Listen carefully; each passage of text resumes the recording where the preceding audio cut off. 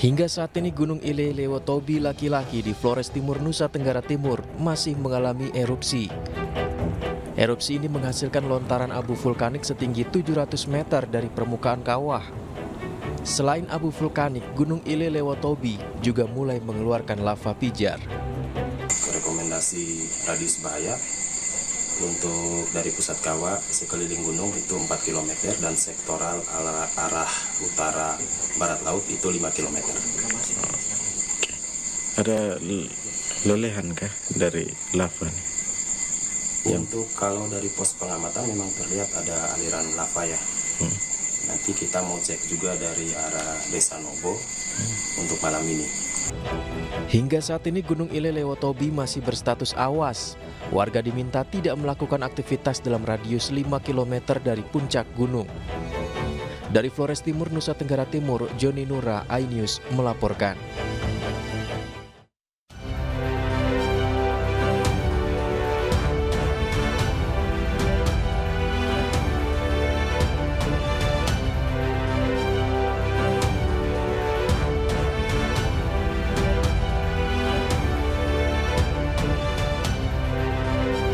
Bupati Labuan Batu Erik Atrada Ritonga tiba di KPK setelah sebelumnya tertangkap tangan atas dugaan korupsi.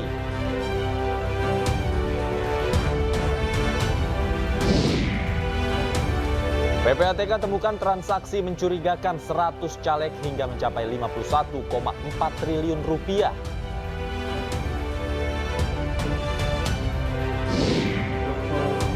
Sekjen PDI Perjuangan sebut Kapolda Jawa Timur diduga mengintimidasi kepala daerah yang hendak menghadiri acara partai.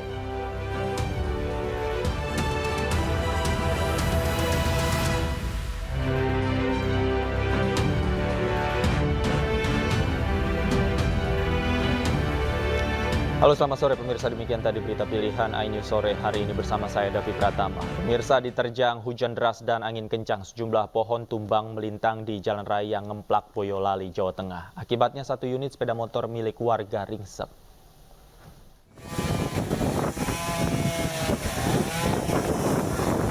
Sejumlah petugas gabungan dari BPBD, TNI, Polri, dan relawan berupaya mengevakuasi pohon tumbang yang menimpa satu unit sepeda motor di Jalan Raya Ngemplak, Asrama Haji Donohudan, Boyolali, Jawa Tengah.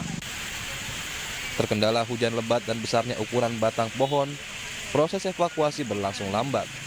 Sementara, kondisi sepeda motor rusak parah di bagian belakang. Tidak ada korban jiwa dalam kejadian ini, karena saat pohon tumbang, pemilik sepeda motor sedang berteduh di warung. Ini motornya kena ya? Jadi pas jatuh tadi masnya di mana? Di dalam. Berarti pohonnya kena motor ini? Iya. Selain itu, angin kencang juga menumbangkan puluhan pohon di desa setempat.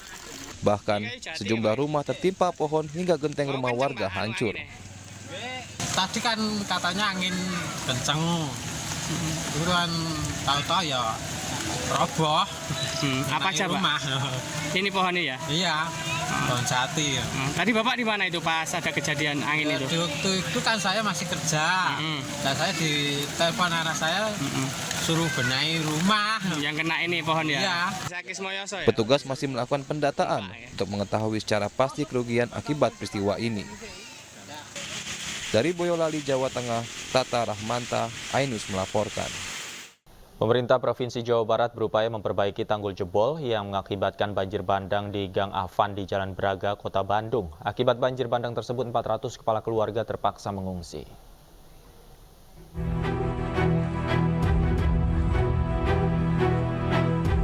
PJ Gubernur Jawa Barat, B. Mahmudin, meninjau lokasi banjir bandang akibat tanggul jebol di Gang Afandi, Jalan Braga, Kota Bandung.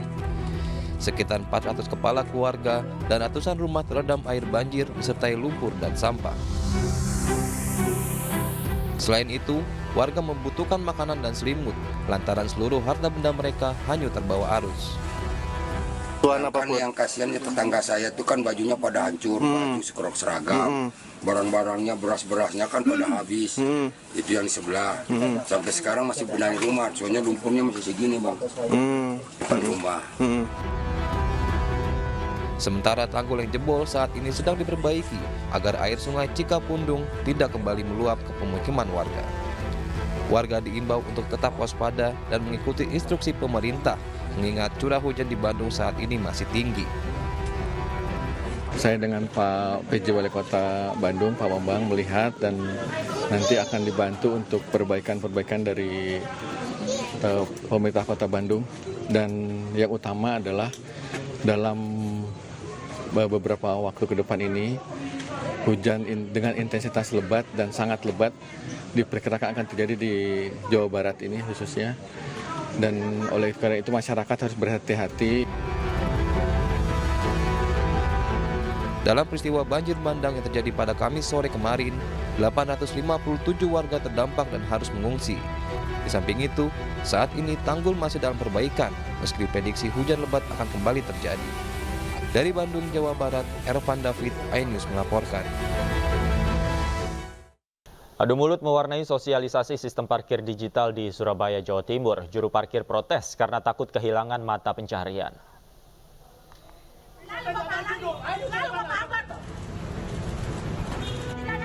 Keributan terjadi antara petugas Dinas Perhubungan Surabaya dengan juru parkir liar. Juru parkir liar menolak penerapan sistem pembayaran parkir menggunakan kris yang dilakukan oleh Dinas Perhubungan. Hujan sampai gila. Hujan. Gua bisa pernah sama masake mare. Hujan. Akhirnya, sosialisasi dari petugas menimbulkan penolakan keras dari juru parkir yang berada di sepanjang Jalan Tunjungan, Surabaya. Mereka keberatan lantaran penerapan sistem kris untuk pembayaran ini bisa mengurangi pendapatan mereka sebagai juru parkir. Sih tergantung yang punya parkiran. Kalau saya sih nggak setuju. Kalau setuju itu gimana ya? Posisinya kan kayak gini, Bos. Hasilnya ya berkurang. Tapi kalau saya ambil keputusan takutnya yang belakang gimana kan gitu, Bos. Saya kan anak buah saya. Kurang lebih 80-an mungkin, kurang lebih. Dibagi dua itu sama yang satunya itu. Padahal, Dinas Perhubungan telah menawarkan pembagian hasil sebesar 20% hingga 35%, namun perwakilan jukir masih menolaknya. Lebih masif lagi kepada masyarakat, bahkan ke pegawai di pemerintah kota sendiri pun mungkin untuk merubah habit untuk menjadi dari tunai menjadi non tunai itu tidak mudah, karena tidak semua orang memiliki iman. Para juru parkir berharap ada pertemuan dengan pemerintah kota Surabaya untuk mencari solusi terkait sistem retribusi parkir berbasis digital. Dari Surabaya, Jawa Timur, Hari Tambayong, iNews melaporkan. Pemirsa, KPK menangkap Bupati Labuhan Batu, Sumatera Utara, Erik Atrada Ritonga dalam operasi tangkap tangan karena diduga terlibat korupsi. Selain Bupati, KPK juga meringkus Kepala Dinas Kesehatan, anggota DPRD Labuhan Batu, dan pihak swasta.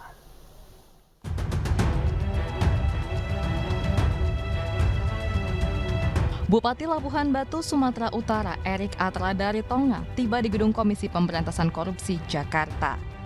Erik dan sejumlah orang lainnya menjalani pemeriksaan intensif oleh penyidik KPK karena diduga melakukan tindak pidana korupsi.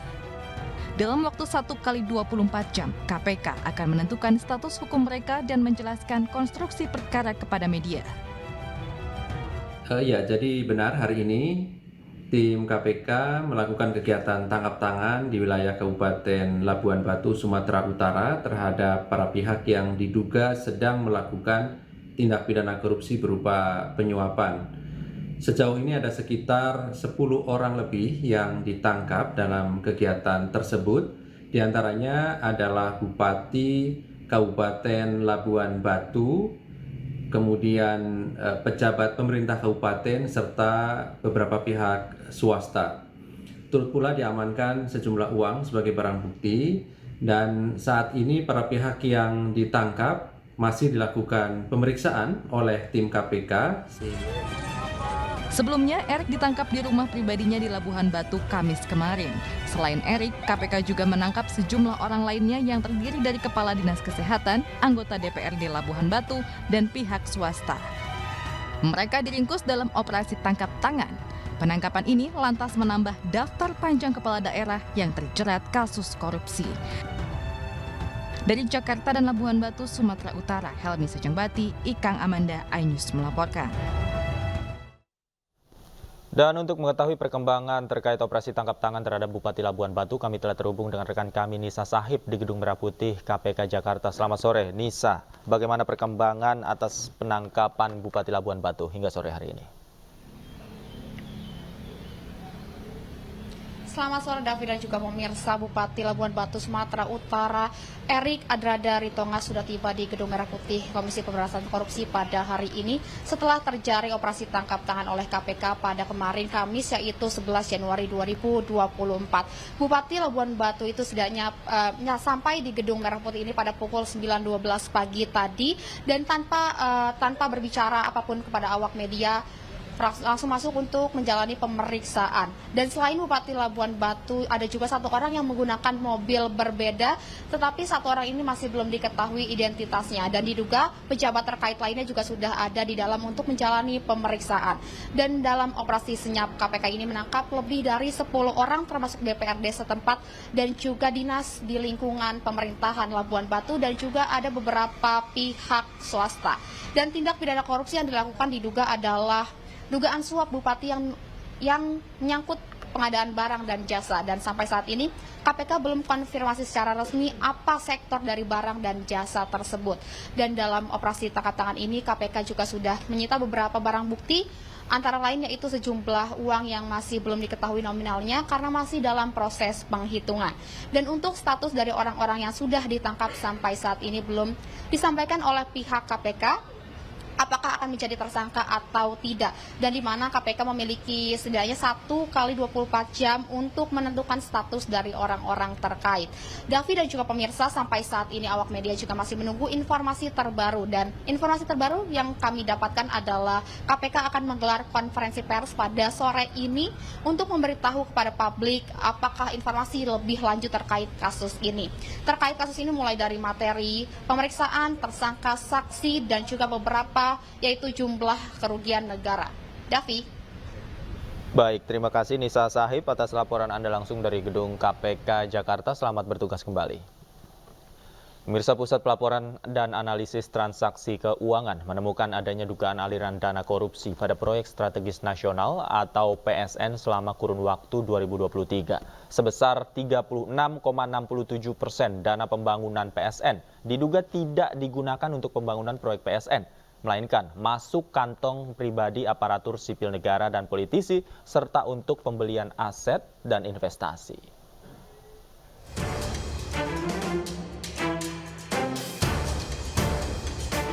Pusat Pelaporan dan Analisis Transaksi Keuangan (PPATK) menemukan adanya dugaan aliran dana korupsi pada proyek strategis nasional atau PSN selama kurun waktu 2023.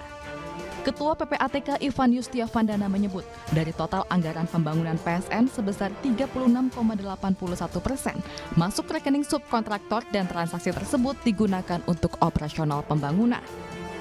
Namun, sebesar 36,67% dana pembangunan PSN diduga tidak digunakan untuk pembangunan proyek PSN, melainkan masuk kantong pribadi aparatur sipil negara dan politikus, serta untuk pembelian aset dan investasi. PPATK mengamati, mencermati, melakukan analisis mendalam. Terdapat sebesar 36,81% dari total dana masuk ke rekening subkontraktor yang dapat diidentifikasikan sebagai transaksi yang terkait dengan kegiatan operasional pembangunan. Sedangkan sekitar 36,67% diduga digunakan untuk pembangunan yang tidak digunakan untuk pembangunan proyek tersebut. Artinya ini digunakan untuk kepentingan pribadi. Hasil pemeriksaan mendalam terhadap transaksi yang tidak terkait dengan pembangunan proyek teridentifikasi mengalir ke pihak-pihak yang memiliki profil sebagai aparatur sipil nasional, politikus, serta dilakukan pembelian aset dan investasi oleh para pelaku. PPATK mengungkap modus yang dilakukan para pelaku dalam dugaan korupsi dana pembangunan proyek strategis nasional, meliputi penggunaan rekening pribadi, pembelian aset berupa kendaraan, perhiasan, dan barang mewah, safe deposit box, hingga penggunaan valuta asing. Berdasarkan Peraturan Menko Perekonomian Nomor 7 Tahun 2023, terdapat 211 proyek dan 13 program dalam daftar PSN dengan nilai investasi mencapai 5,7 triliun rupiah. Proyek tersebut tersebar di sejumlah sektor seperti pembangunan pelabuhan, tol, kereta api, dan bandar udara. Tim Liputan iNews melaporkan. Sementara itu, PPATK juga menemukan transaksi mencurigakan 100 caleg hingga mencapai 51,4 triliun rupiah. Terkait temuan mencurigakan tersebut, PPATK telah berkoordinasi dengan Barreskrim Polri serta Komisi Pemberantasan Korupsi.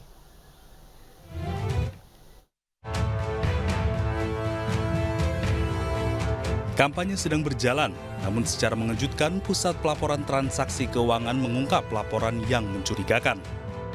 Pusat Pelaporan dan Analisis Transaksi Keuangan (PPATK) menemukan transaksi keuangan mencurigakan yang dilakukan oleh daftar caleg tetap pemilu 2024 yang dianalisis sepanjang 2022 sampai 2023. Kepala PPATK mengatakan transaksi mencurigakan itu ditemukan karena adanya laporan transaksi yang patut diduga terkait dengan tindak pidana tertentu.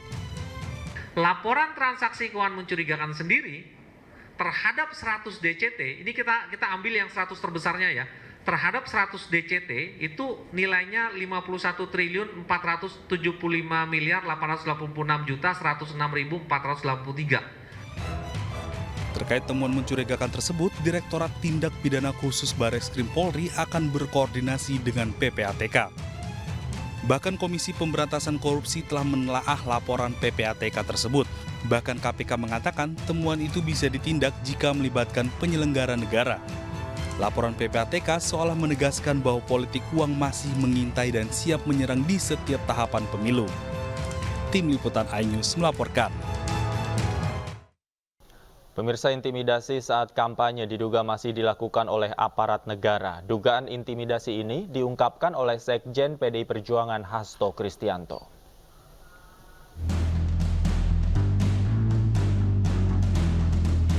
Dugaan intimidasi kembali terjadi. Kali ini tekanan diduga dilakukan oleh Kapolda Jawa Timur terhadap kepala daerah yang hendak menghadiri acara partai.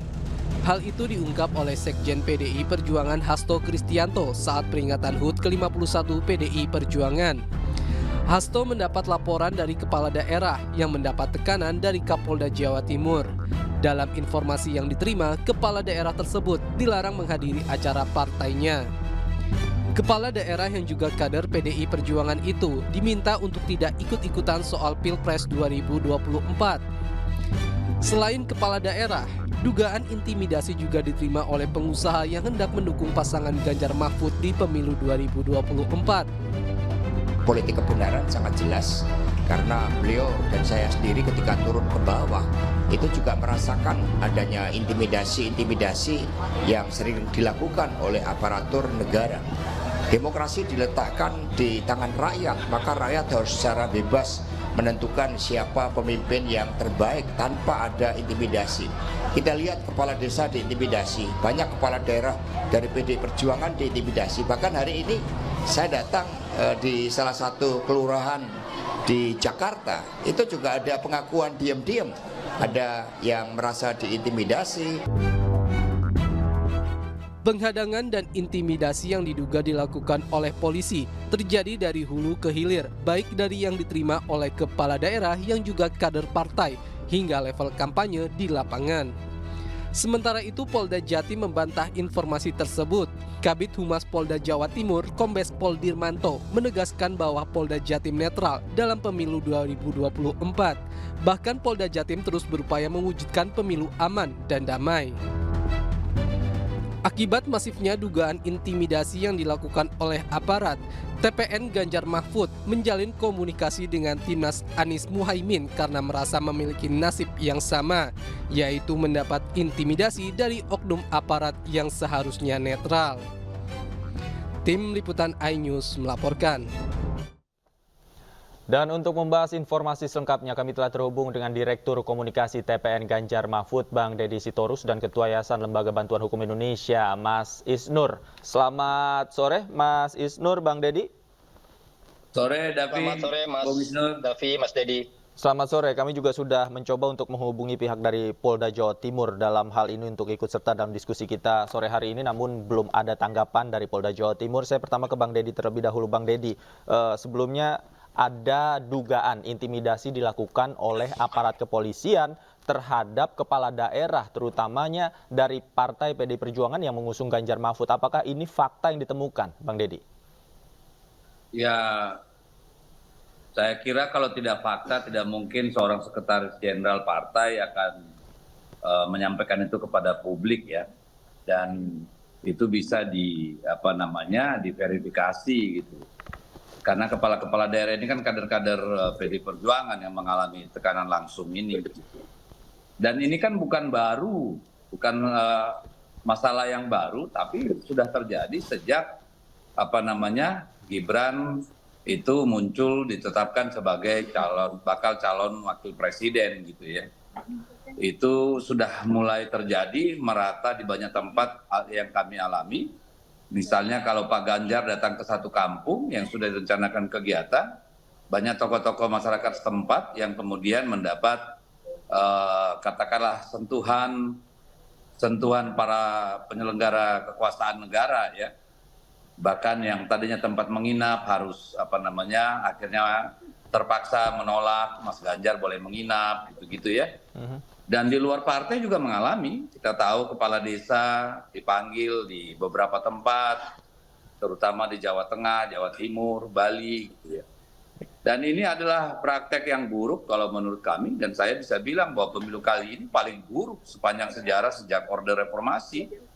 Karena bahkan di zaman Orde Baru pun sebenarnya praktek-praktek seperti ini tidak sevulgar yang sekarang gitu, di mana instrumen kekuasaan itu secara telanjang mempertontonkan bagaimana mereka menabrak rambu-rambu etika dan kepantasan gitu loh. Jadi itu sih Mas, apa yang disampaikan Pak Sekjen saya kira bisa dipertanggungjawabkan. Oke. Kalau spesifik di Jawa Timur, Mas, ada informasinya Kapolda langsung yang melakukan intimidasi terhadap kepala daerah. Sebenarnya intimidasi atau tekanan seperti apa sih yang dialami? Ya kan itu tadi yang disampaikan Sekjen udah jelas ya. Supaya tidak ikut kegiatan-kegiatan partai, tidak ikut melakukan konsolidasi, katakanlah ikut beraktif dalam pemenangan Pak Ganjar, padahal kan Pak Ganjar Mahfud itu kan ditetapkan oleh KPU sebagai lembaga negara, sebagai peserta pemilu yang sah gitu. Dan kepala-kepala daerah itu kan memang kader-kader partai yang memang secara hukum boleh ikut dalam kampanye atau pemenangan sesuai dengan rambu-rambu perundang-undangan yang ada gitu. Nah, caranya seperti itu, tentu dipanggil, ditelepon gitu ya, atau lewat orang lain. Bahkan bukan hanya para pejabat atau katakanlah kepala daerah, bahkan pengusaha juga mengalami hal yang sama, pengetahuan kami gitu. Oke, saya ke Mas Isnur. Mas Isnur, kalau yang dikatakan Bang Dedi ini fakta, kemudian juga bisa dipertanggungjawabkan, ini artinya dilakukan secara struktural dan masif begitu, tekanan-tekanan ini, menurut Anda? Iya, dari pengalaman masyarakat sipil, Mas, pola seperti ini adalah pola yang lama dan kami sudah sangat sering melaporkan. Di kasus misalnya demonstrasi besar ya, seperti dulu penolakan Undang-Undang KPK atau Omnibus Law, itu bahkan ada telegram ya dari Kapolri yang melarang berdemonstrasi, melakukan kontra narasi, itu ada sifat instruksi gitu. Dan masyarakat sipil sudah sangat sering menghadapi pola-pola yang sama.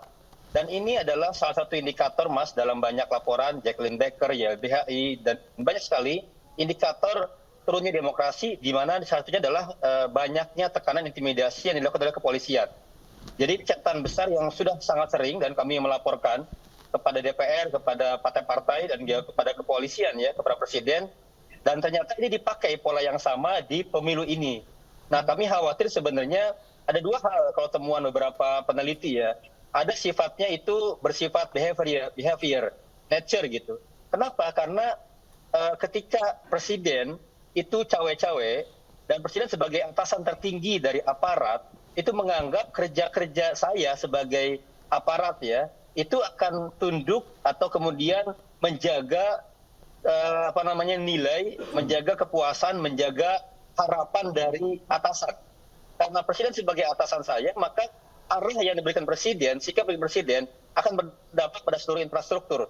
Maka problemnya bagi saya bukan hanya ke depan ya Bang Deddy, di DPR nanti itu menyelesaikan, memperhatikan kembali seperti yang Pak Ganjar sampaikan reformasi kepolisian, tapi juga memastikan presiden memberikan sikap dan menghentikan cawe-cawenya gitu.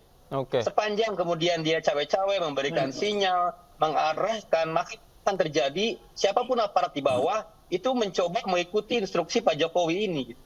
Nah yang kedua soal struktur masif ini saya nggak tahu ya, tapi ini perlu investigasi khusus. Ya, makanya mungkin di DPR perlu ada hak angket kah atau hak interpelasi untuk menguji ini. Oke, Mas Isnur. Tapi kalau yang dikatakan tadi level Kapolda, katakanlah diduga itu melakukan salah satu bentuk intimidasi, mungkinkah hal itu terjadi untuk level Kapolda? Mungkin, bahkan bukan hanya level Kapolda, level Mabes pun mungkin terjadi. Misalnya gini, di peristiwa Sambo, kan kita bisa melihat bagaimana Sambo itu bisa menggerakkan satuan-satuan dari berbagai tingkatan. Level Polda, level Mabes, dan bahkan level Polres. Hal yang sama tadi bisa terjadi, Mas. Maka penting sebenarnya dicari akar masalahnya. Ini di mana gitu. Jadi makanya menurut saya PDIP yang punya kekuatan di level pengawasan di DPR RI, bagi saya punya kewenangan, punya cara untuk mengevaluasi kepolisian gitu. Mengevaluasi aparat-aparat oleh Komisi 3 atau komisi-komisi di DPR. Dan bisa pakai hak yang pengawasan dan lain-lainnya gitu. Itu dari saya, Mas. Oke. Saya ke Bang Deddy. Tadi Anda katakan juga pengusaha yang dukung Ganjar Mahfud ini juga mendapatkan ancaman. Ini kan membuat pengusaha-pengusaha takut begitu ya. Dan apa sebenarnya yang akan ditindaklanjuti dari temuan-temuan di lapangan ini, Bang Deddy? Ya saya kira yang paling pas tentu kita menyuarakan terus-menerus. Ibu Mega sudah 2 kali dalam pidato politiknya menyampaikan tentang perilaku buruk ya instrumen kekuasaan, dan seharusnya itu didengarlah oleh para pemegang kekuasaan saat ini. Dan saya sepakat Bung Mas Nur ya bahwa ya memang, tapi bagaimana ya secara institusi aturan semua sudah jelas kok sebenarnya. Ini kan tinggal siapa yang kemudian punya kemampuan untuk menggerakkan semua instrumen-instrumen ini agar berjalan pada satu komando tertentu yang sebenarnya sama sekali tidak boleh seharusnya. Tidak pernah dalam impian terliar kami untuk menggunakan aparat-aparat seperti itu untuk cawe-cawe dalam urusan pemilu gitu. Karena sekali kita mulai itu akan menjadi satu norma atau kebiasaan presiden yang sangat buruk bagi demokrasi kita. Saya setuju. Ini lagi sidang, ini apalagi reses, masih DPR, nanti tanggal 18 Mas Deddy, baru. Jadi kalau di Undang-Undang Kepolisian tuh Mas Davi, itu kan jelas di Undang TNI juga. Kepolisian tuh alat kekuasaan negara. Negara itu siapa sih? Negara ya seluruh unsur pihak, ya rakyatnya, ya seluruh partai, ya seluruh elemen. Bukan satu elemen kekuasaan tertentu atau pemerintah.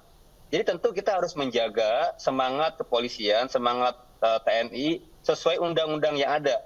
Alat kekuasaan negara. Jadi jangan sampai kemudian demi kepentingan waktu tertentu itu ada permainan seperti ini. Kita sangat khawatir karena ini berdampak luar biasa besar. Kalau kemudian wasitnya, kalau kemudian pihak-pihak yang harus netral itu diduga kuat turut bermain, maka kemudian akan terjadi chaos di lapangan. Kepada siapa lagi kita mengharapkan bantuan atau perlindungan hukum gitu. Itu berbahaya sekali Mas dalam situasi seperti ini. Nah, ketika kita melihat dalam konteks itu, ini menjadi sulit ketika kita katakan hanya oknum yang melakukan itu. Tapi bukti nyata dan fakta di lapangan ternyata masif dan banyak yang terlibat. Levelnya bukan kaleng-kaleng begitu, sampai di level atas yang tadi dikatakan diduga Kapolda. Nah, menurut Anda siapa ini yang harusnya bertanggung jawab, Bang Deddy? Ya harus bertanggung jawab Kapolri dong, siapa lagi sebagai pucuk pimpinan tertinggi Polri. Kepada siapa kita berharap supaya demokrasi kita ini jangan dibuat semaunya gitu ya, agar semua aturan hukum dan perundang-undangan ditabrak gitu. Ya kita hanya berharap pada Kapolri saya rasa. Karena kan operasi politik instrumen kekuasaan ini kan memang sampai ke level-level di beberapa daerah tertentu itu sudah sampai Kapolres bahkan Polsek gitu ya. yang kita dengar gitu. Jadi kita hanya berharap agar Pak Sigit sebagai Kapolri kembali pada undang-undang, kembali pada sumpah jabatannya gitu, kembali kepada mentalitas prajurit pejuang gitu ya, sebagai bayangkara negara gitu loh, bukan bayangkara kekuasaan. Dan Mas Nur mungkin bisa didorong juga ini kalau menurut saya. Bagaimana supaya presiden yang berkuasa itu tidak boleh mencalonkan anaknya pada saat dia atau keluarga intinya pada saat dia masih menjabat gitu. Karena referensinya di seluruh dunia cuma ada di Filipina ini kejadian gitu ya. Dan saya kira bukan sesuatu yang baik. Paling tidak katakanlah 1 periode setelah seorang presiden turun, silakanlah. Kita tidak membatasi haknya, tetapi untuk menjaga kemungkinan penyelewengan kekuasaan, saya kira itu nanti juga harus diatur. Sama seperti kita mengatur KPU, tidak boleh masuk jadi komisioner kalau belum sekian tahun melepaskan keanggotaannya di partai politik misalnya. Ini menjadi sangat krusial menurut saya. Kalau soal undang-undang bagi kepolisian, peraturan, ya semua sudah lengkap. Tinggal bagaimana insan kepolisian itu memang berpegang teguh pada nilai-nilai dan sumpah jabatan saja yang harus kita lihat gitu. Oke. Mas Isnur, tanggapan Anda. Kita tahu kepolisian juga terlibat dalam sentra Gakumdu begitu ya. Kalau misalnya kepolisiannya tidak bisa dipercaya, lantas apa yang bisa dilakukan? Ya, saya pikir tadi makanya ini penting sekali dibentuk tim pencari fakta yang sangat kuat, tim investigasi. Di mana sih sebenarnya titik-titik dot untuk penyambung koordinasinya gitu. Dulu kita pernah mendengar ada konsorsium konsorsium Merah Putih atau konsorsium apa gitu. Itu kan bayangan di mana ada struktur di dalam struktur gitu. Nah, ini yang penting dibuktikan oleh Kapolri, Listio Sigit dan juga Istana dan juga DPR sebagai pengawas pemerintah dan juga kepolisian, partner gitu ya. Ini harus dibuka semua bagaimana permainannya, bagaimana aktornya gitu. Dan riset-riset yang ada Mas Dedi dari berbagai peneliti yang selama ini menemukan pola-pola itu bisa dipakai sebenarnya. Bagaimana dicari ya, selama ini prakteknya begini, kecenderungan seperti ini. Jadi itu tinggal dipakai bacaan yang sama akan kebongkar menurut saya sih. Tapi Anda sepakat Kapolri dalam hal ini juga harus turun tangan dan bertanggung jawab? Oh iya dong, kalau kemudian dia mengatakan bahwa kami tidak terlibat, dia harus membuktikan. Dia harus membentuk tim ya. Jangan sampai kejadian Sambo itu bisa direkayasa Mas. Akhirnya sampai semua dicopot dulu jabatan-jabatan yang memang memegang jabatan baru bisa terungkap peristiwa Sambo yang sebenarnya. Maka saya khawatir sebenarnya ada situasi yang sama gitu, di mana para pemegang jabatan yang levelnya cukup tinggi punya peta, tapi kita nggak bisa membuktikan itu. Kenapa? Karena mereka yang memegang jabatan. Jadi memang harus ada tim lapis kedua, ada second layer, ya ada tim investigasi, tim pemantau yang cukup kuat untuk membongkar ini semua. Sepanjang itu kayak bau bangkai gitu Mas, bangkainya ada tapi kita nggak tahu di mana. Ya harus dicari bangkainya di mana gitu. Nah itu butuh tim pemeriksa, tim pengawas ya, tim investigasi yang kuat sehingga nggak lagi berkepanjangan. Ini mumpung masih ada waktu ya, masih ada waktu sekitar 1 bulan ke depan agar nggak semakin panas suasananya. Oke. Bang Deddy, Anda sepakat harus ada tim yang mengawasi untuk membongkar tadi pelanggaran-pelanggaran yang terjadi? Saya kira harus ya, karena kan begini, kita sangat meragukan bahwa Presiden Jokowi bisa netral, ya, karena dia punya 2 entitas tuh, sebagai Presiden Republik Indonesia dan sebagai bapaknya Gibran. Jadi itu susah untuk percaya bahwa Presiden itu bisa netral. Dan bagaimana beliau kemudian menyisir semua titik yang dikunjungi Ganjar itu kan membuktikan bahwa ada sesuatu yang patut dipertanyakan ya. Yang kedua, ini memang sangat penting bagaimana institusi Polri ini kita jaga, kita bersihkan dari hasrat-hasrat kekuasaan yang merobek-robek demokrasi gitu. Dan saya sih mau usul Bung Mas Nur ya, kalau bisa ya diundang para pengamat internasional, para scholar internasional untuk melihat pemilu ini gitu loh. Ini kan kita malu nih, harusnya demokrasi kita sudah ajat di tangan seorang pemimpin sipil, ini justru di tangan pemimpin sipil lebih kacau dari Orde Baru kalau menurut saya gitu loh. Oke. Bang Deddy, seberapa signifikan sih menurut Anda tekanan-tekanan yang publik lakukan, koalisi masyarakat sipil lakukan, kemudian juga masyarakat melalui media sosial terhadap pelanggaran yang terjadi? Apakah ini berpengaruh menurut Anda, Bang Deddy? Saya kira dengan tekanan masyarakat sipil, banyaknya suara ya, voice dari masyarakat sipil, sedikit banyak tentu mengurangi intensitas, ya apa namanya, kemudian perluasan campur tangan kekuasaan ini gitu. Jadi memang harus bersuara terus, harus terus bergerak, karena yang bisa menjaga ya hanya itu partai-partai politik. Kita tahu sendiri konstelasinya di DPR seperti apa gitu. Kan itu banyak masalah di sana, banyak yang tersandera juga yang saya tahu gitu kan. Jadi secara politik memang sampai habis pemilu kita sulit berharap parlemen bisa diharapkan untuk menjadi garda penjaga demokrasi ini. Beban itu sekarang, tanggung jawab sejarah itu ada di teman-teman aktivis yang masih ada di luar pemerintahan untuk menjaga kewarasan demokrasi kita di tengah kemaruk kekuasaan yang sekarang begitu vulgar gitu. Makanya tadi saya usul ya panggil saja sebanyak-banyaknya lembaga-lembaga internasional ya untuk mengawasi pemilu di Indonesia. Itu sangat penting saya kira, karena Presiden Jokowi ini kan orang yang sangat peduli dengan citra gitu ya. Bagaimana di media sosial, bagaimana di media, bagaimana di internasional. Saya kira itu perlu menjadi suatu agenda bagi masyarakat sipil, saya kira. Baik, Mas Isnur, tanggung jawab ada di Anda dan teman-teman koalisi masyarakat sipil. Apa yang akan dilakukan ini dalam waktu yang singkat ini menuju 14 Februari?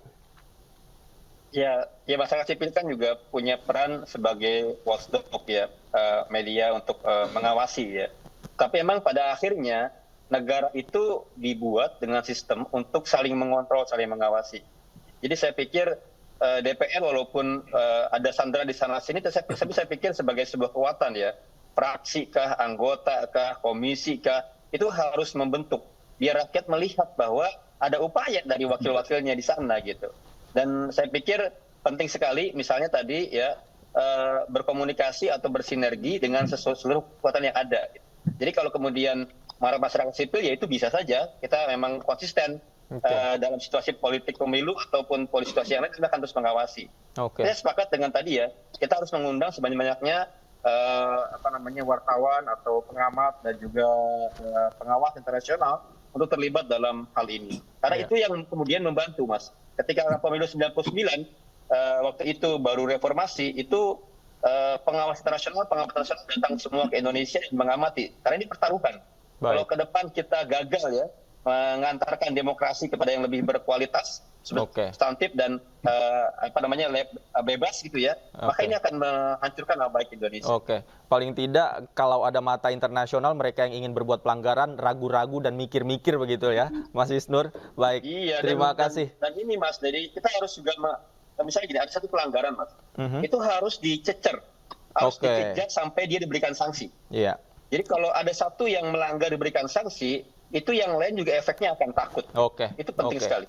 Kalau ada yang melakukan pelanggaran dibiarkan, maka pelanggaran itu akan terus terjadi dan diulangi begitu ya. Baik, terima kasih Mas Isnur, Bang Deddy Sitorus juga terima kasih banyak sudah meluangkan waktu bersama kami di Anju Sore. Selamat sore, sehat selalu Bapak-bapak.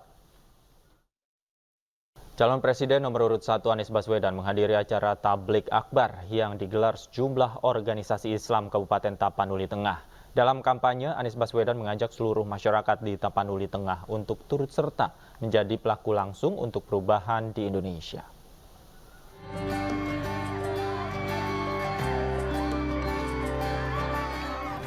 Calon Presiden nomor urut 1 Anies Baswedan menghadiri acara Tablik Akbar yang digelar sejumlah organisasi Islam Kabupaten Tapanuli Tengah.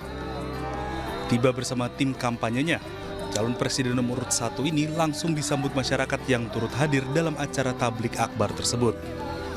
Dalam kampanye di hadapan ratusan simpatisan dan masyarakat Tapanuli Tengah, Anies Baswedan mengajak seluruh masyarakat di Tapanuli Tengah untuk turut serta menjadi pelaku langsung untuk perubahan di Indonesia. Rekaman ini adalah buktinya bahwa ibu bapak sekalian bukan menjadi penonton perubahan. Ibu dan bapak sekalian adalah pelaku dan pejuang perubahan untuk Indonesia. Amin. Tak hanya itu, Capres nomor urut 1 ini juga menjanjikan perubahan ekonomi bagi seluruh masyarakat Indonesia yang sejahtera serta pemerataan keadilan di segala bidang, terutama di bidang kesehatan dan pendidikan. Usai hadir di acara tablik akbar, Anies Baswedan kemudian melanjutkan kegiatan lainnya di Kabupaten Tapanuli Tengah dengan menemui masyarakat di Kecamatan Barus. Dari Tapanuli Tengah, Raymond iNews melaporkan. Capres nomor urut 2, Prabowo Subianto melanjutkan kampanyenya di Pangkal Pinang, Kepulauan Bangka Belitung. Di depan ribuan para pendukungnya, Prabowo merespon penilaian 11 dari 100 sebagai Menteri Pertahanan dengan goyang gemoy.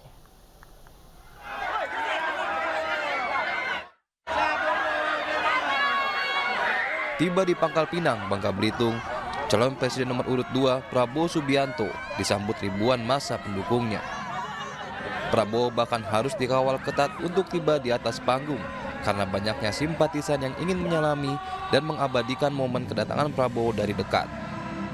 Di sela-sela orasinya, Prabowo menyinggung salah satu calon presiden yang memberinya nilai 11 dari 100 soal kepemimpinannya sebagai Menteri Pertahanan di Indonesia dengan respon goyang gemoy.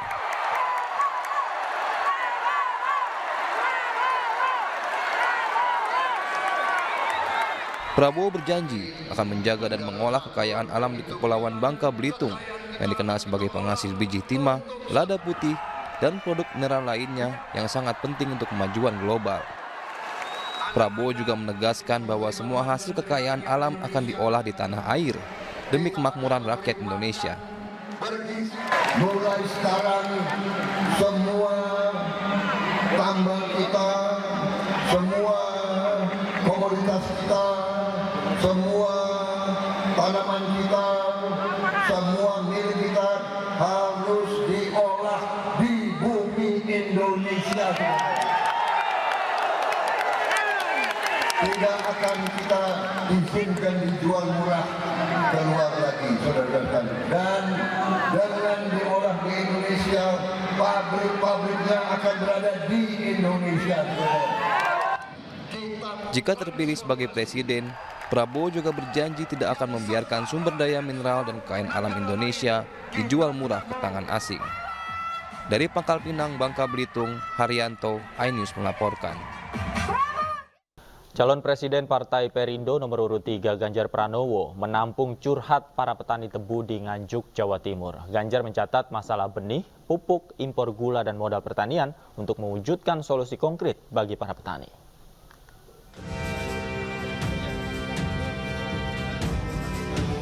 Calon Presiden Partai Perindo nomor urut 3 Ganjar Pranowo bertemu dan berdialog bersama para petani tebu di Nganjuk, Jawa Timur.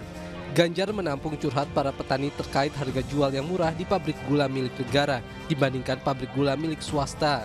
Kemudian petani juga mengeluhkan masalah benih dan pupuk, impor gula dan modal pertanian. Ganjar pun mencatat seluruh permasalahan petani dan berjanji akan mewujudkan solusi konkret untuk mengatasinya. Tebu itu salah satu yang menjadi perhatian Ganjar Mahfud. Kami sih punya hipotesis apa yang jadi problem dan kami coba konfirmasi ternyata betul. Satu mulai dari benih. Ya, benih ternyata tadi prakteknya pernah terjadi rendemen itu sampai 11, sekarang hanya 6,5. Penurunannya sangat drastis, maka kualitasnya pasti tidak terlalu baik, harga jualnya pasti turun, itu problem pertama. Maka saran mereka tadi, diperhatikan soal benih ini. Ini menjadi tanggung jawab kita. Yang kedua pupuk, lagi-lagi problem pupuk, problem nasional yang memang mesti diperhatikan. Alokasinya dia jauh dari cukup. Bahkan kalau kita hitung tadi kurang lebih hanya sepertiganya saja. Yang berikutnya tadi ada catatan kritis dari mereka. Saya itu kalau jual ke PG atau pabrik gula swasta kok lebih bagus ya Pak harganya. Kalau di PG-nya pemerintah kok mesti sulit. Bahkan julukannya tadi, Pak pabriknya kuno. Setelah bertemu dengan petani tebu, Ganjar akan melanjutkan safari politiknya dengan berziarah ke makam Presiden keempat Republik Indonesia Abdurrahman Wahid dan juga makam Mbah Hashim di Pondok Pesantren Tebu Ireng, Jombang. Dari Nganjuk, Jawa Timur, Stephen Patinama, Jamie Jasin, iNews melaporkan. Relawan Nusantara Ganjar atau NAGA mendeklarasikan dukungan untuk pemenangan pasangan Ganjar Mahfud di pemilu 2024. Barisan relawan NAGA yakin pasangan nomor urut 3 ini mampu mewujudkan pembangunan ekonomi hijau untuk kesejahteraan rakyat. Ribuan orang yang mengatasnamakan Relawan Nusantara Ganjar atau NAGA mendeklarasikan dukungan untuk pasangan Ganjar Mahfud di pemilu 2024 mendatang di Gunung Ainus Tower, Jakarta. Relawan yang dinominasi generasi muda ini meyakini pasangan Ganjar Mahfud memiliki program nyata dalam kesejahteraan ekonomi rakyat, terutama pada aspek lingkungan. Relawan Nusantara Ganjar ini atau ini singkat NAGA ini berfokus terhadap concern terhadap dua hal. Yang pertama adalah soal pembangunan hijau, yang kedua adalah pekerja prekariat di Indonesia. Dengan kehadiran relawan NAGA yang konsepnya utamanya adalah terkait ekonomi hijau, ini bisa menjadi masukan yang luar biasa juga buat persiapan debat ke depan tentunya. Tadi banyak disampaikan gagasan-gagasan yang sangat baik. Dukungan yang terus mengalir ke pasangan Ganjar Mahfud menjadi penambah keoptimisan para barisan pemenangan untuk menang dan mewujudkan Indonesia unggul. Dan ini tanda positif bagi Ganjar Mahfud. Ya, saya sebagai salah satu pimpinan partai pengusung sangat betul-betul senang ya melihat adanya deklarasi ini. Yang tadi saya tekankan bahwa Ganjar Mahfud saya yakini yang akan mampu nanti menciptakan lapangan kerja. Dan tentu saja menjadi makin menarik karena isu yang dibawa adalah isu terkait dengan lingkungan. Sebuah kepedulian yang ditunjukkan secara konkret karena tadi kurang lebih 1 juta pohon akan ditanam. Enggak banyak bicara, sat-set langsung tanam. Relawan Nusantara Ganjar yang dikenal dengan kampanye ekonomi hijaunya juga meluncing logo Relawan Naga serta mengajak penanaman 1 juta bibit pohon demi merawat bumi pertiwi. Dari Jakarta, Esra Ambarita dan Damar Wicaksono, Fakih Satrio, iNews melaporkan. Pemirsa, Siti Atikoh, istri Capres nomor urut 3 Ganjar Pranowo kembali belusukan ke pasar untuk menyerap aspirasi pedagang dan warga. Kali ini Atikoh mengunjungi Pasar Ilir Palembang, Sumatera Selatan. Kehadiran Atikoh disambut ceria oleh warga dan pedagang. Atikoh bahkan memborong sayuran.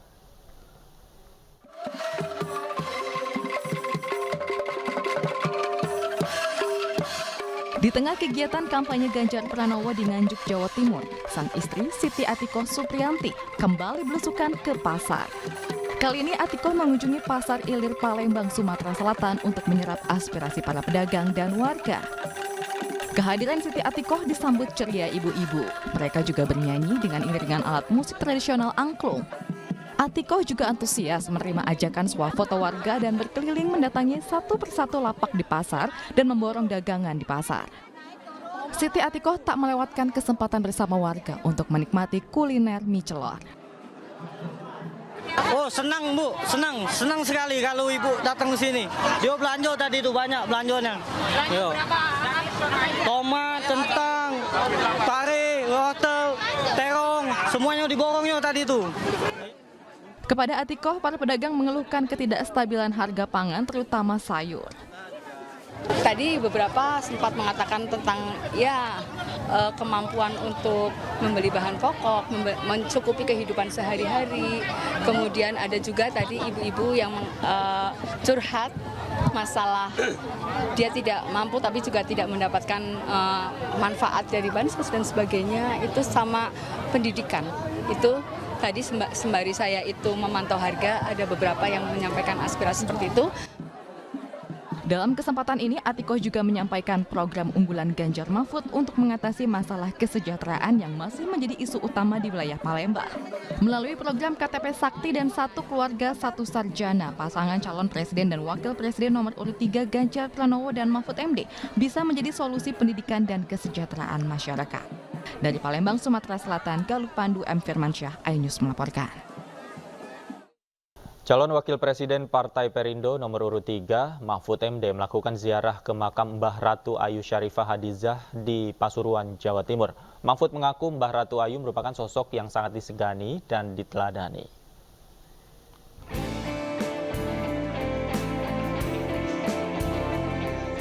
Calon Wakil Presiden nomor urut 3 yang didukung Partai Perindo, Mahfud MD, melakukan ziarah ke makam Mbah Ratu Ayu Syarifah Khadijah di Pasuruan, Jawa Timur. Cawapres nomor urut 3 ini langsung melantunkan doa bersama masyarakat sekitar untuk almarhumah Ratu Ayu. Mahfud MD menilai Syarifah Khadijah merupakan pejuang yang harus diteladani, khususnya dalam membimbing masyarakat. Beliau ini adalah seorang Syarifah yang telah menurunkan pemimpin-pemimpin besar dan pejuang-pejuang besar. Sehingga jasanya itu patut dikenang. Pelanjut-pelanjutnya juga membimbing masyarakat untuk kebaikan. Sehingga dia patut diteladani bagi ibu-ibu supaya menjadi ibu yang baik seperti Syarifah ini. Bagi para pemimpin yang lahir dari beliau supaya semangat kepemimpinannya dan keikhlasannya dalam berjuang. Setelah berziarah, Mahfud MD menyempatkan diri untuk menaiki becak motor bersama masyarakat. Mahfud menaiki becak ini untuk menuju pesantren Canggaan Bangil, Jawa Timur memberikan halakoh kebangsaan. Dari Pasuruan, Jawa Timur, Rian Rahman, iNews melaporkan. Pemirsa, Wakil Presiden Ma'ruf Amin menerima audiensi dari sejumlah tokoh nasional yang tergabung dalam Gerakan Nurani Bangsa.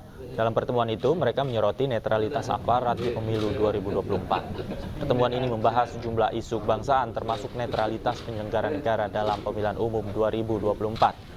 Selain Alisa, ada 8 tokoh yang hadir bertemu dengan Ma'ruf, diantaranya Sinta Nuria Wahid, Quraish Shihab, dan Romo Kardinal Suharyo. Dalam pertemuan itu, Ma'ruf Amin memberikan apresiasi atas kepedulian para tokoh yang ikut mengawal perjalanan bangsa Indonesia. Gerakan Nurani Bangsa berencana bertemu dengan pemangku kepentingan terkait pemilu 2024, termasuk Presiden Joko Widodo, Komisi Pemilihan Umum, serta TNI dan Polri. Itu tombaknya kelompok Taipan. Pemirsa, ribuan surat suara di Kabupaten Demak, Jawa Tengah rusak. Kerusakan surat suara juga ditemukan saat penyortiran logistik pemilu di KPU Kota Depok, Jawa Barat.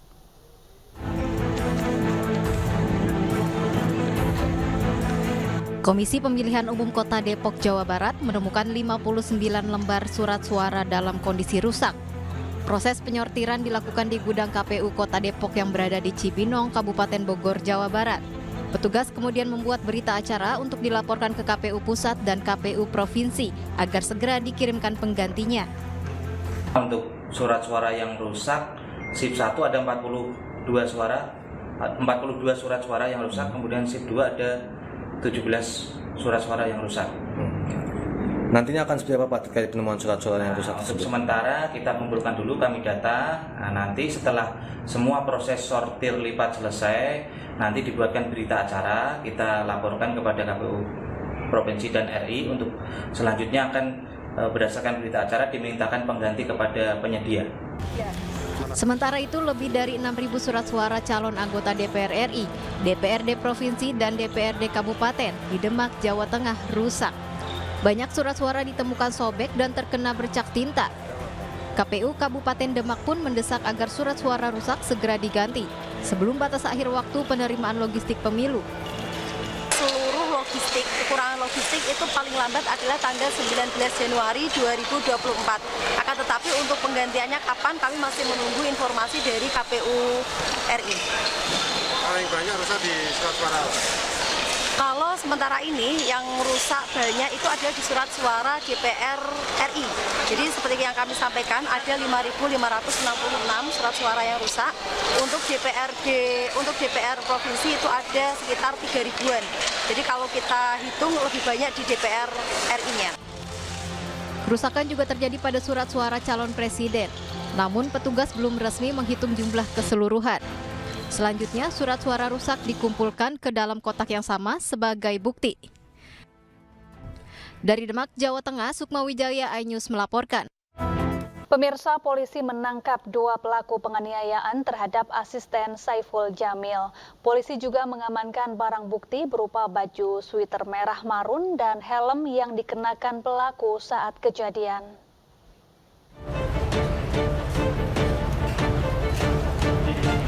Polisi menangkap RP alias Ucok 26 tahun dan I alias Usuk 32 tahun.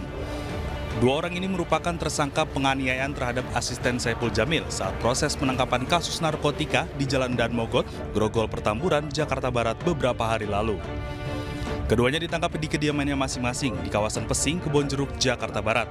Berikut barang bukti berupa baju sweater merah marun dan helm yang dipakai pelaku saat kejadian. Tersangka RP dan I mengaku melakukan penganiayaan karena emosi. Sepeda motornya ditabrak oleh asisten Saiful Jamil, Stefan, saat melarikan diri ketika diberhentikan polisi. Sekali lagi saya minta maaf kepada bapak-bapak polisi semua. Kami telah memukul driver itu. Karena kami menjadi korban tabrak dari dia. Dan teman kami ada luka. Makanya kami emosi ikut bantu ngejar. Kedua tersangka terjerat pasal 170 ayat 1 dan 2 KUHP tentang pengeroyokan dengan ancaman hukuman 5 tahun kurungan penjara. Terhadap kedua tersangka, kami jerat dengan pasal 170 KUHP dengan ancaman hukuman pidana maksimal 5 tahun penjara. Dengan telah diamankannya 2 orang warga masyarakat yang terlibat di dalam peristiwa pemukulan dan juga mencaci maki dengan menggunakan kata-kata. Sebelumnya pada 5 Januari lalu, polisi mengejar dan menangkap Saiful Jamil serta asistennya Stefan setelah bertransaksi narkoba. Dari hasil tes urin, Saiful Jamil negatif dari narkoba, sementara sopirnya positif menggunakan narkoba. Dari Jakarta, Miftahul Gani, iNews melaporkan. Pemirsa, calon presiden nomor urut 1 Anies Baswedan menghadiri acara tablik akbar yang digelar sejumlah organisasi Islam di Kabupaten Tapanuli Tengah. Dalam kampanyenya, Anies Baswedan mengajak seluruh masyarakat di Tapanuli Tengah untuk turut serta menjadi pelaku langsung untuk perubahan di Indonesia.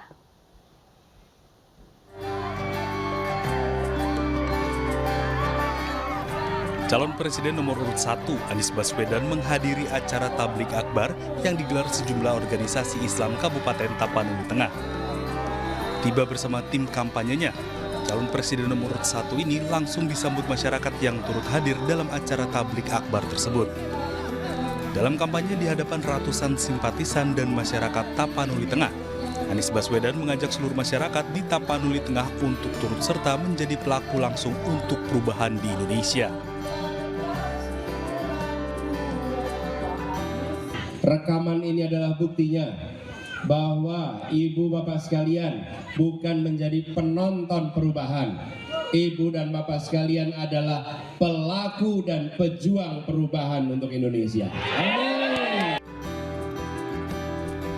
Tak hanya itu, Capres nomor urut 1 ini juga menjanjikan perubahan ekonomi bagi seluruh masyarakat Indonesia yang sejahtera serta pemerataan keadilan di segala bidang, terutama di bidang kesehatan dan pendidikan. Usai hadir di acara tablik akbar, Anies Baswedan kemudian melanjutkan kegiatan lainnya di Kabupaten Tapanuli Tengah dengan menemui masyarakat di Kecamatan Barus. Dari Tapanuli Tengah, Raymond, iNews melaporkan. Calon Presiden nomor urut 2 Prabowo Subianto melanjutkan kampanyenya di Pangkal Pinang, Kepulauan Bangka Belitung. Di depan ribuan para pendukungnya, Prabowo merespons penilaian 11 dari 100 sebagai Menteri Pertahanan dengan goyang gemoy.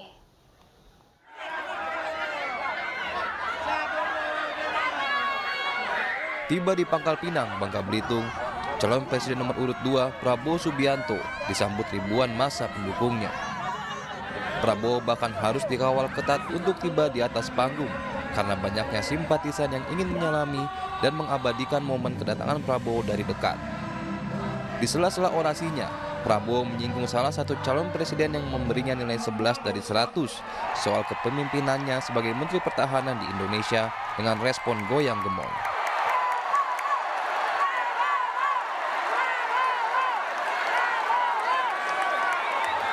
Prabowo berjanji akan menjaga dan mengolah kekayaan alam di Kepulauan Bangka Belitung yang dikenal sebagai penghasil biji timah, lada putih, dan produk mineral lainnya yang sangat penting untuk kemajuan global.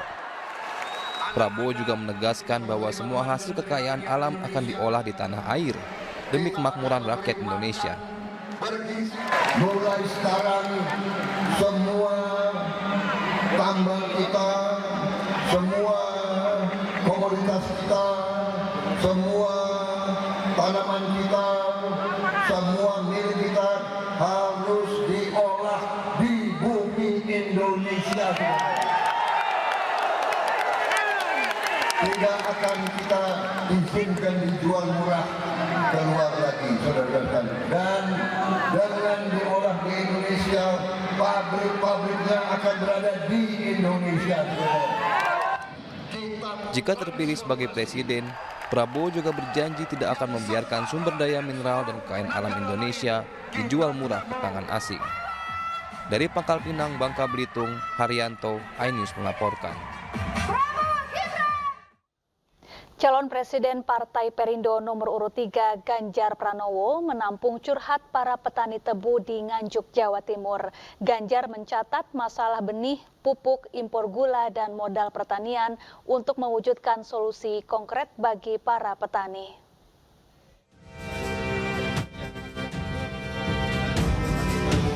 Calon Presiden Partai Perindo nomor urut 3 Ganjar Pranowo bertemu dan berdialog bersama para petani tebu di Nganjuk, Jawa Timur. Ganjar menampung curhat para petani terkait harga jual yang murah di pabrik gula milik negara dibandingkan pabrik gula milik swasta. Kemudian petani juga mengeluhkan masalah benih dan pupuk, impor gula, dan modal pertanian. Ganjar pun mencatat seluruh permasalahan petani dan berjanji akan mewujudkan solusi konkret untuk mengatasinya. Tebu itu salah satu yang menjadi perhatian Ganjar Mahfud. Kami sih punya hipotesis apa yang jadi problem dan kami coba konfirmasi ternyata betul. Satu mulai dari benih.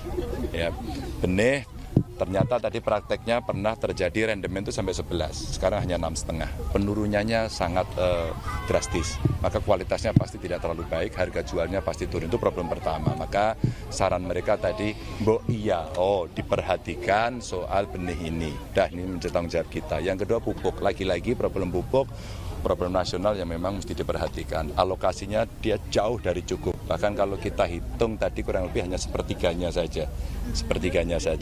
Yang berikutnya tadi ada catatan kritis dari mereka. Saya itu kalau jual ke PG atau pabrik gula swasta kok lebih bagus ya Pak harganya. Kalau di PG-nya pemerintah kok mesti sulit. Bahkan julukannya tadi, Pak pabriknya kuno. Setelah bertemu dengan petani tebu, Ganjar akan melanjutkan safari politiknya dengan berziarah ke makam Presiden keempat Republik Indonesia Abdurrahman Wahid dan juga makam Mbah Hashim di Pondok Pesantren Tebu Ireng, Jombang. Dari Nganjuk, Jawa Timur, Stephen Patinama, Jamie Jasin, iNews melaporkan. Sementara itu, calon wakil presiden Partai Perindo nomor urut 3 Mahfud MD melakukan ziarah ke makam Mbah Ratu Ayu Syarifah Hadijah di Pasuruan, Jawa Timur. Mahfud mengaku Mbah Ratu Ayu merupakan sosok yang sangat disegani dan diteladani.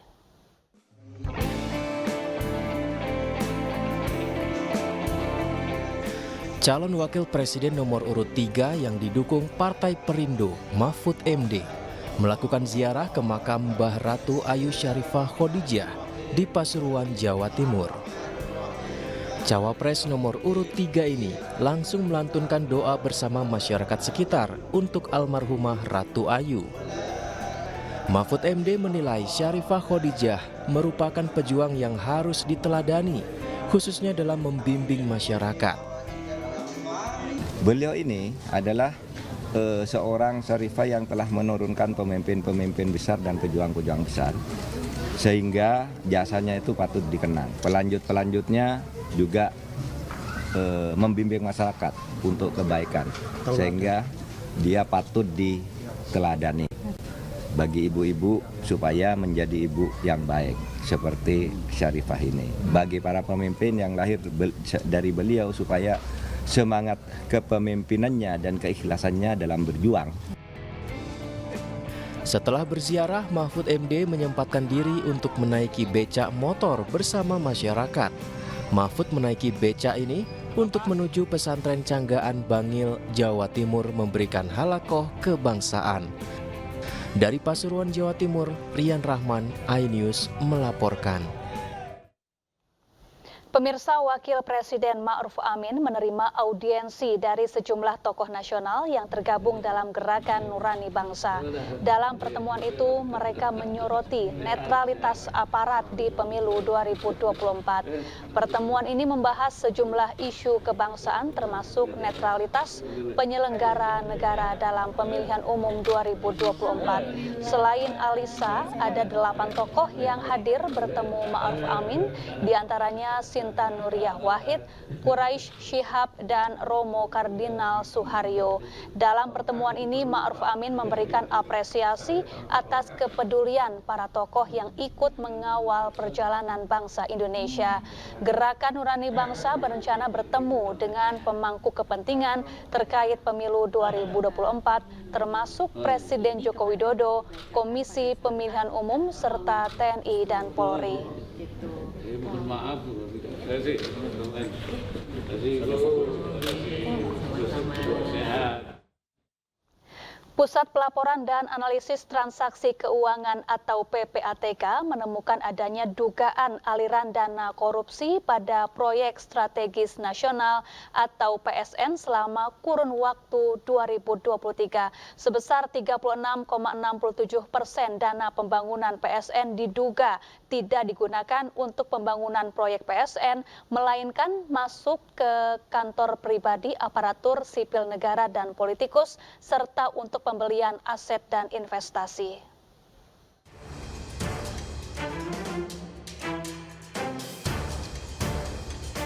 Pusat Pelaporan dan Analisis Transaksi Keuangan (PPATK) menemukan adanya dugaan aliran dana korupsi pada proyek strategis nasional atau PSN selama kurun waktu 2023.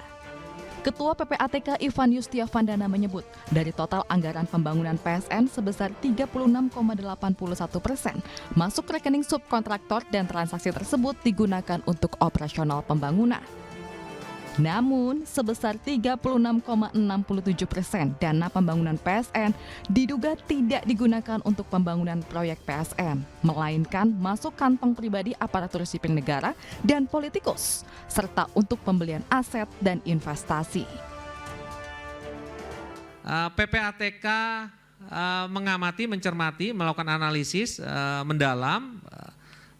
Terdapat sebesar 36,81% dari total dana masuk ke rekening subkontraktor yang dapat diidentifikasikan sebagai transaksi yang terkait dengan kegiatan operasional pembangunan. Sedangkan sekitar 36,67% diduga digunakan untuk pembangunan yang tidak digunakan untuk pembangunan proyek tersebut. Artinya ini digunakan untuk kepentingan pribadi. Hasil pemeriksaan mendalam terhadap transaksi yang tidak terkait dengan pembangunan proyek teridentifikasi mengalir ke pihak-pihak yang memiliki profil sebagai aparatur sipil nasional, politikus, serta dilakukan pembelian aset dan investasi oleh para pelaku. PPATK mengungkap modus yang dilakukan para pelaku dalam dugaan korupsi dana pembangunan proyek strategis nasional, meliputi penggunaan rekening pribadi, pembelian aset berupa kendaraan, perhiasan dan barang mewah, safe deposit box hingga penggunaan valuta asing. Berdasarkan Peraturan Menko Perekonomian Nomor 7 Tahun 2023, terdapat 211 proyek dan 13 program dalam daftar PSN dengan nilai investasi mencapai 5,7 triliun rupiah. Proyek tersebut tersebar di sejumlah sektor seperti pembangunan pelabuhan, tol, kereta api, dan bandar udara. Tim Liputan iNews melaporkan. PPATK temukan transaksi mencurigakan 100 caleg hingga mencapai 51,4 triliun rupiah. Terkait temuan mencurigakan tersebut, PPATK telah berkoordinasi dengan Bareskrim Polri serta Komisi Pemberantasan Korupsi.